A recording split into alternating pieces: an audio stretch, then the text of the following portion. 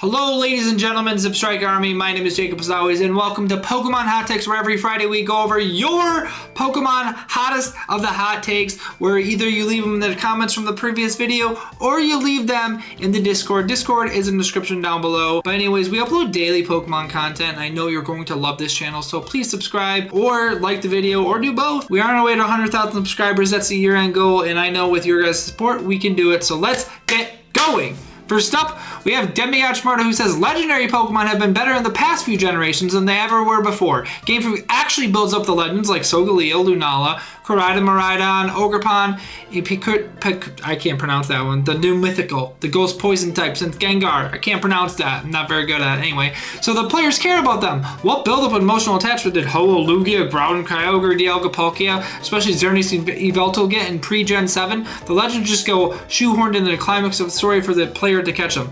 Alright, so I want to agree to most of that. Xerneas and Yveltal, yes, I have to agree, they're just kind of thrown in there at the end. However, with Groudon and Kyogre, you kind of see them throughout the progression of the story with the blue orb and the red orb, so I do have to agree to that. Dialga and Palkia aren't really mentioned, but there is a statue actually in Eterna, so technically kind of mentioned, but not fully. But I do want to say Koraidon, Miraidon, Ogerpon, I haven't played the DLC, so I don't know, but Solgaleo, Lunala, it builds up.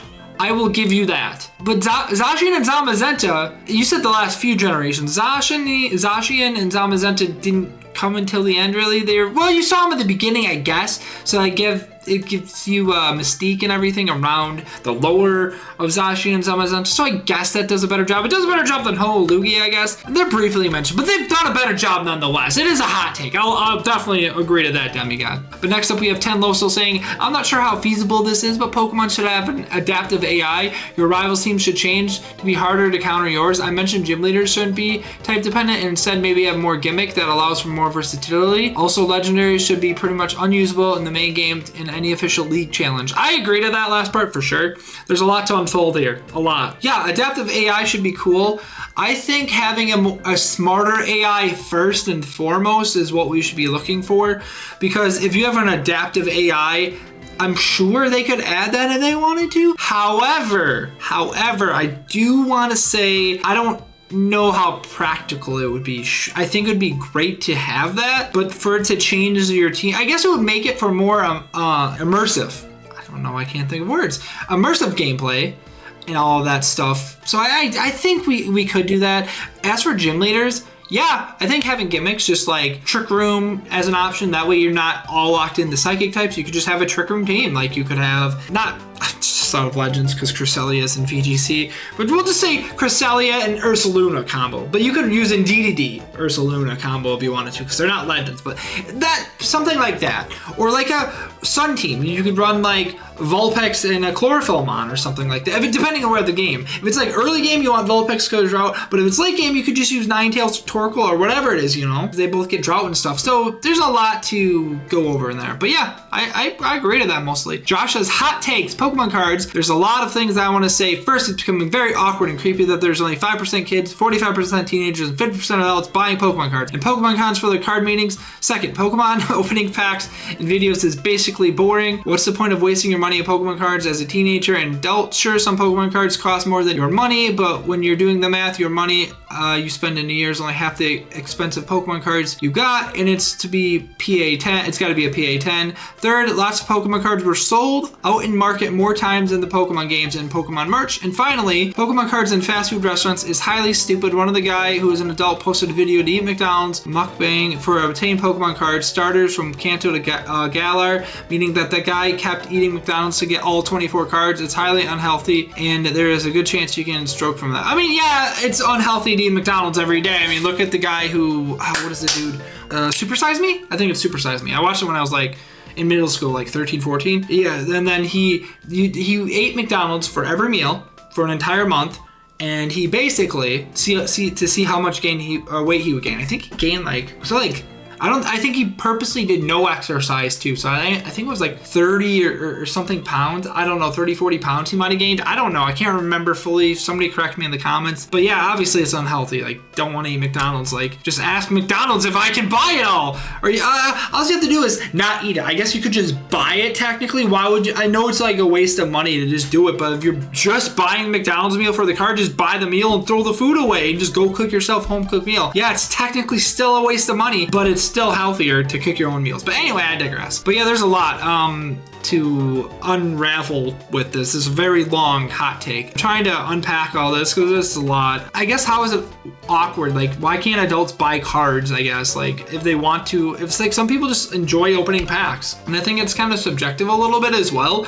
To say Pokemon pack openings are boring. Some people might enjoy watching pack openings. I know in the Yu-Gi-Oh community, I mean not me personally, but there's a lot of people who enjoy watching pack openings. Like, it's the same principle in Pokemon, I guess. I mean, yes, Yu-Gi-Oh is made more for kids as well, just like Pokemon is, but it's the same principle. There's a lot of adults playing Yu-Gi-Oh more than kids because Yu-Gi-Oh is a very complicated game, one of the most complicated card games. So it's like, of course, it's gonna be built for kids, but it's more adults play it. It's just like Pokemon. Like, we've been playing since we were kids.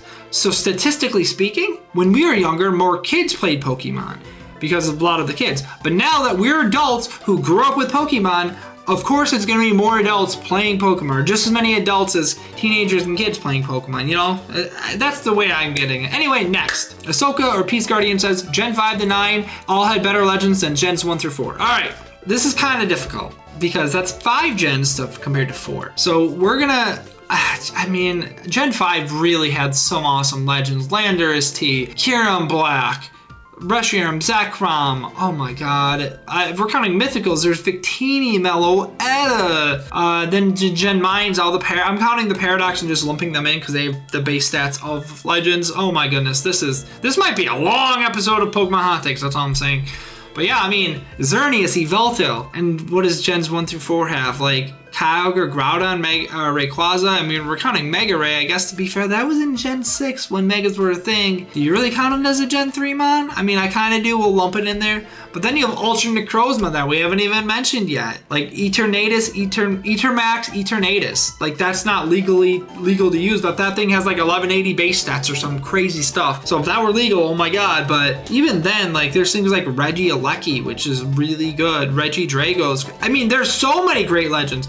Shadow forms of Calyrex and the Ice Rider Calyrex too. It's like everything's really good. So I think I have to agree with that. Like, that is a hot take. I feel like more people would, for nostalgia reasons, would say Gens 1 through 4, but I don't know. I think Gens 5 through 9 definitely take the cake on that one. Rashad says, we can't keep complaining about the quality of newer Pokemon games or say Pokemon games aren't as good anymore when we as adults aren't the target demographic. It's the kids game that we play as adults. Like I said, my point being before, us adults now, we were kids when most of us started playing Pokemon. Obviously, not everybody was a kid when they started playing Pokemon, but I have distinct, vivid memories of I was 9 years old playing Pokemon Red for the first time, and it was Christmas of 2000, and I remember playing it on my Game Boy. I had a red Game Boy. I was playing it at the kitchen table. I'm like, I have so long until I'm 18, and now I'm 32, and that was 23 years ago.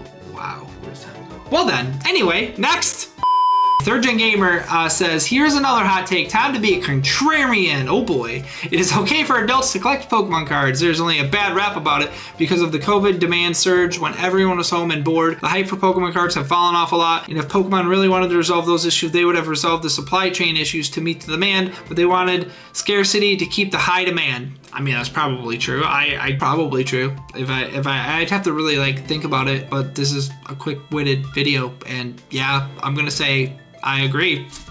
Next! Zach says for his latest hot take, I feel like trimming back the Pokedex wasn't the worst decision the Pokemon Company could have made. It feels like there are a bit too many Pokemon to keep track of nowadays. It makes sense to keep some of the Pokemon the most popular ones. On the other hand, I agree that if there are 3D models of all Pokemon already in existence, those should have carried on to the newer games. I mean, yeah, I get it, but also, they have to release a new Pokemon in the DLCs. They did this in Gen 8, they were rioting. I remember when Gen 8 came out in 2019, everybody was rioting. Dang, that was like over 4 years ago already. That's crazy. And I was kind of upset because Zebstrika wasn't there. And then Zebstrika didn't come out in the DLC. And now I was really sad because Zebstrika is my favorite Pokemon. But anyway, I digress. So yeah, no, I completely understand that point. I think it was probably a good marketing tool because that way they can sell the DLCs better, because if somebody knows that their favorite Pokemon's coming back through like leaks or anything, or the data mines, they're more than likely gonna go and buy the DLC, especially like if you're a shiny hunter and you want to shiny hunt your favorite Pokemon in the new games. Of course you're gonna do it. I mean, I'm not a shiny hunter, so I don't understand, but still, I mean, I do love that my boy Zebstrika is back, even if they didn't give it that many tools. Just make it electric fire. That's all I want. Give it Flare Blitz too. Just give it Rockhead Flare Blitz. I'll be very happy about that. Samuel says there is no use for convergent forms like Wiglet because you could have easily just said that's a Paldean Diglett, and there's no sort of change at all other than slightly different design type and name, which are just regional forms of the new name. Honestly, I agree to this take because, like, think about it. I think they have the same base sets. I know Wugtrio and Dugtrio both have 120 speed. I think they both have 100 attack. They have different abilities, but what's the point? Just call it Paldean. Paldean Diglett, Paldean Dugtrio. What is the point? There's no point. I don't think there's a point. So yeah, that's a very good one, Samuel. So we have a couple ones from Iron Wolf 123 that says, hot take, Game Freak encourages creativity in fan games, but Nintendo, the overlord company, forces Game Freak to take them down so they don't lose money. Even if they are fine, Nintendo also uses shell accounts online to copyright strike content, and Game Freak has no power against it. Nintendo even encourages people to copy them, and even if they are pretending to be Nintendo. Really? I mean, I completely agree.